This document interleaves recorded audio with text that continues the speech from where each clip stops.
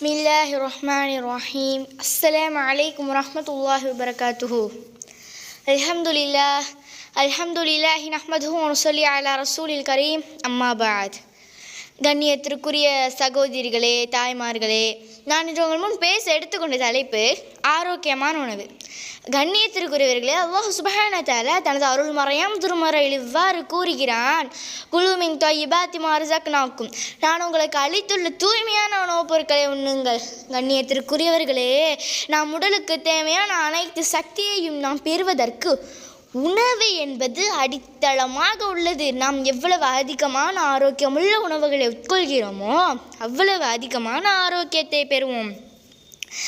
அத்தகைய ஆரோக்கியமான உணவுகளை பற்றி நபிமொழியில் காண்போம். நபி ஸல்லல்லாஹு அலைஹி வஸல்லம் அவர்கள் இனிப்பு பொருட்களையும் தேனையும் விரும்பி சாப்பிட்டுள்ளார்கள்.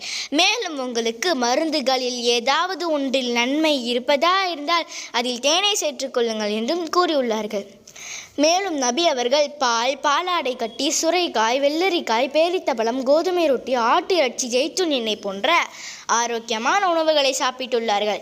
நாமும் இது போன்ற ஆரோக்கியமான உணவுகளை சாப்பிட வேண்டும்.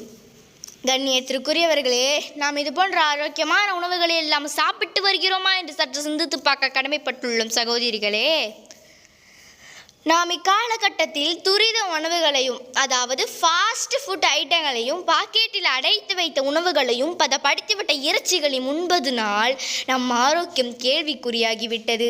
ஆகவே நபியின் சுன்னத்தை பின்பற்றி ஆரோக்கியமான உணவுகளை எல்லாம் உண்டு நோயற்ற வாழ்வு, குறையற்ற செல்வம் என பலமுறைக்கு ஏற்ப வாழ்வை நம் அனைவருக்கும் அல்லாஹ் ரப்பல் ஆலமீன் அமைத்து தருவானாக. ஆமீன் ஆமீன் யா ரப்பல் ஆலமீன். வாஹிரு தஅவானா அல்ஹம்துலில்லாஹி ரப்பில் ஆலமீன். அஸ்ஸலாமு அலைக்கும் வரஹ்மத்துல்லாஹி வபரகாத்துஹு.